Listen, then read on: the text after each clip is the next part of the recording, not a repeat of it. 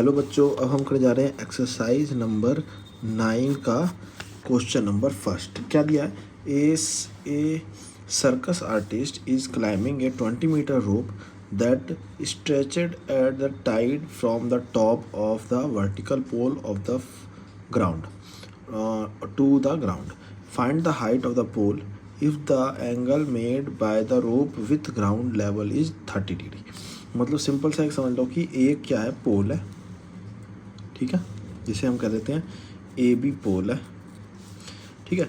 अब ए पोल के ऊपर के पार्ट से नीचे ग्राउंड में दूर एक रोप को फुल्ली स्ट्रेच करके बांधा गया है, यहाँ से इसको मिला देते हैं।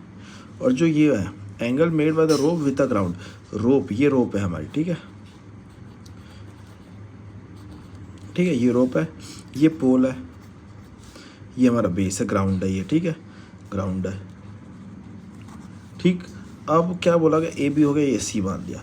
ग्राउंड, रोप और ग्राउंड का जो लेवल है वन एंड रूट है वो कितना है, 30 डिग्री है, ठीक है। इसे हम परपेंडिकुलर कहते हैं, इसे हम हाइपोटेनस कहते हैं, इसे हम बेस कहते हैं, ठीक है। सिंपल समझ आ गया। जो रोप है वो हाइपोटेनस है, ये जो पोल है वो परपेंडिकुलर है, और ग्राउंड जो है वो बेस है, ठीक है। तो ये 30 डिग्री का है। और रोप की जो क्लाइंबिंग है 20-meter रोप जो कितना है, 20 मीटर लंबी है रोप जो है, ये लाइन जो है वो कितनी है, 20 मीटर है, ठीक है। तो चलते हैं सॉल्यूशन पे, देखते हैं क्या क्या चीज़ है। सबसे पहले लिखेंगे let height of the pole, height of the pole equal to क्या होगा, ए बी होगा, A B equal to H कह देते हैं, हाइट ऑफ पोल को क्या कहते हैं, एच कह देते हैं, ठीक है। लेट कर दिया हमने। उसके बाद क्या है, height of the rope, length of the rope क्या है,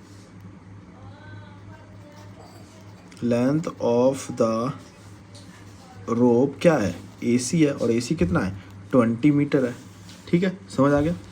अब देखते हैं, हमें देखिए ये ट्राइंगल दे रखा है, हमें क्या निकालना है, पोल निकालना है, मतलब परपेंडिकुलर निकालना है। तो हम लिखेंगे in triangle A B C में। अब देखिए पोल, हमें को पता है, एक फॉर्मूला हमने पढ़ा था इस 8th चैप्टर में, पंडित बद्री प्रसाद हर हर बोले, ठीक है। ये होता है साइन, ये हमारा कॉस होता है, ये हमारा tan होता है। इन्हीं तीनों को लेके हमें इन सब पूरी 9.1 को पूरा सॉल्व करना है, ठीक है।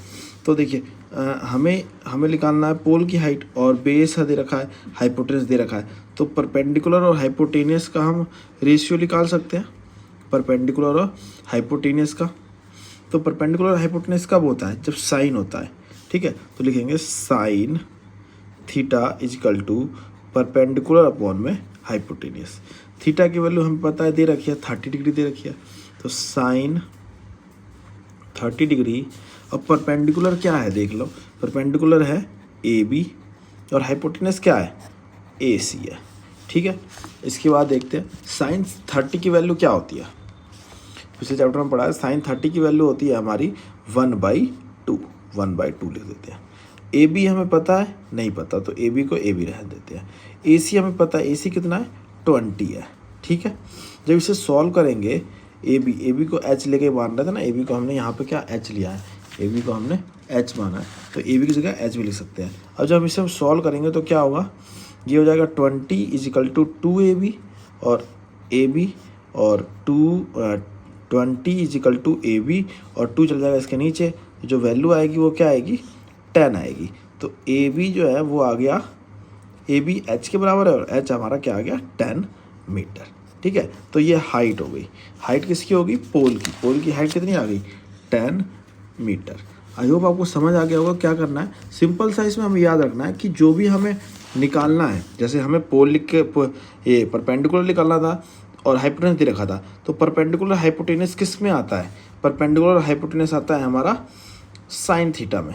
तो साइन थीटा लेके चलेंगे, साइन थीटा हमें 30 डिग्री रखा है, पुट कर दी, साइन 30 की वैल्यू पुट कर दी, 1/2 होती है, और सारी वैल्यू क्रॉस मल्टीप्लाई करके काट लिया, हमारा लास्ट में क्या आ गया, 10 मीटर आंसर, ठीक है जी।